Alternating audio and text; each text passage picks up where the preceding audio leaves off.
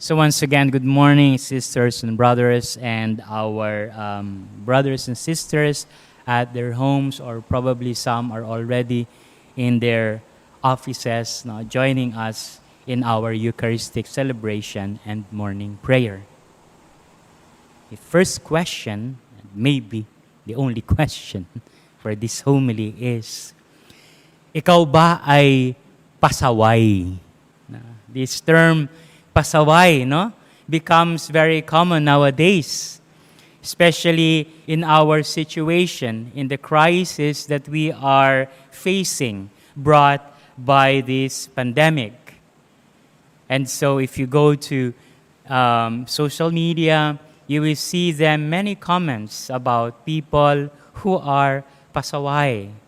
And maybe in life or in general, ikaw ba ay pasaway? Is there a stubbornness? Is there a hard-headed attitude in your heart? You know, in the gospel for today, they want Jesus to be pasaway, to trap him, to ensnare him, so that they can accuse him, especially against the Roman government, who was very powerful during that time. And the question that they raised is about paying the census tax to Caesar. Very controversial question that if Jesus will make a wrong answer, then they could accuse him. Pasaway ang Jesus na ito. If he say, wag, no? Bakit tayo magbabayad ng buwis? Or on the other hand, magbayad tayo. Or they may accuse that, well, you are under the government of the Romans.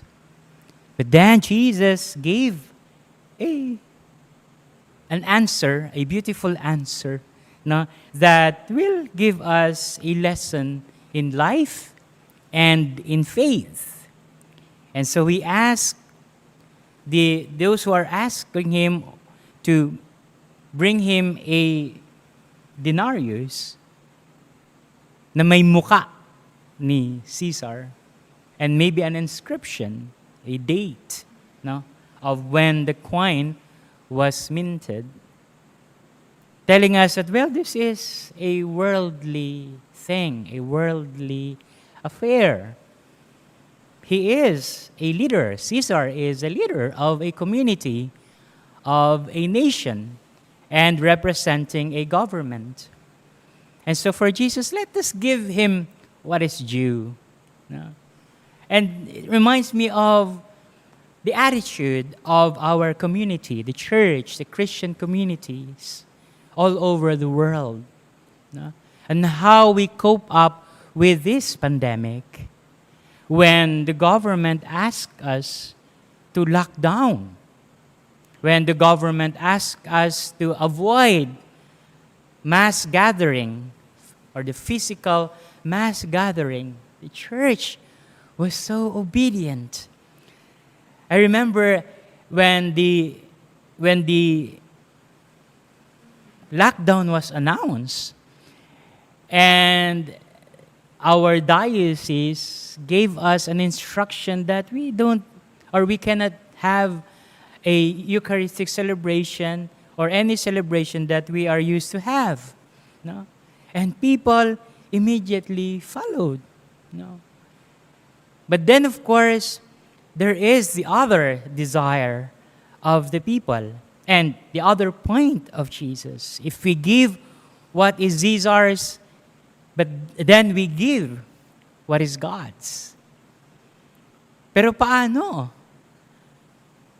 Our praises, our worship, our obedience to what God is telling us. And, you know, here is one way of doing it, no? That people adhere to what the church is offering, na hindi tayo lalabas na pasaway. And of course, our attitude is for the common good of the people. Para nga naman hindi kumalat ang pandemya, but at the same time, as I said, we have to offer but is God's. And sisters and brothers, especially our viewers, ang mga communities natin who are joining us in this live streaming, most of the time, we are excited to look for how many views meron tayo on a Sunday, on an ordinary day, on our morning prayer, evening prayers. Pag pumapalo na sa mga ganitong thousands, there is an internal message sending na, uy, we already reached this, 100,000, 200,000. Because of that joy, knowing that people are doing their best to give to God what is God's. Ourselves, our faith, no?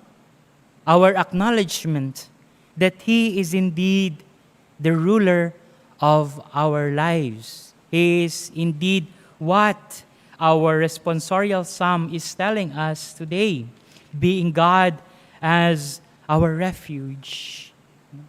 Ang Panginoon, ang ating himlayan, ang Panginoon, ang ating takbuhan.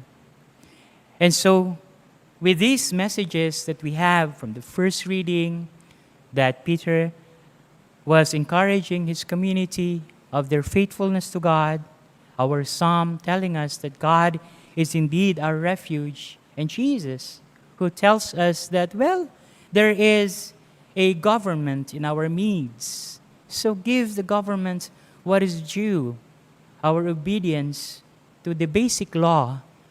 But on the other hand, also, there is a greater government that we have, and that is God's. And so, as he said, well, let us give to God what belongs to God. And in my reflection, sabi ko nga, if we are created in the image and likeness of God, every time you wake up in the morning, you look at the mirror, and you are like looking at a coin. Printed there is an image and likeness of God, whether you agree or not. No? But of course, it's not only the physical, but that spirit in us, no? That God embedded in our hearts, that God is here imprinted in ourselves. And so let us give to that image what belongs to Him.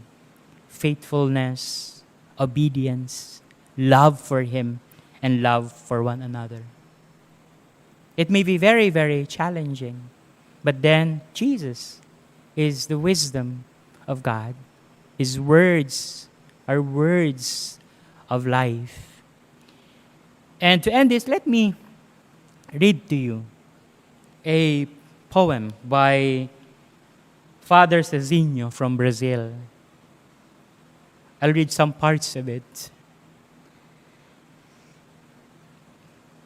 The poem says, I am furious, and He tells me forgive. I am afraid, and He tells me take courage. I have doubts, and He says to me, have confidence. I feel restless, and He says to me, be calm. I prefer to go my own way, and He tells me, come and follow me. I make my own plans, and He says to me, forget about them. I am towards material goods, and He says, leave them behind. I want security, and He says, I promise you absolutely nothing. I like to live my own life, and He says, lose your life. I believe I am good, and He tells me, good is not sufficient.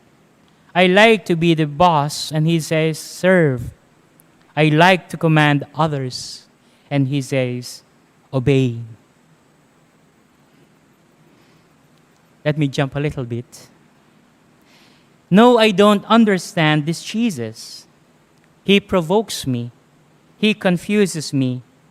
Like so many of His disciples, I too look or would like to follow another master who would be more certain and less demanding. But I experience almost the same as Peter.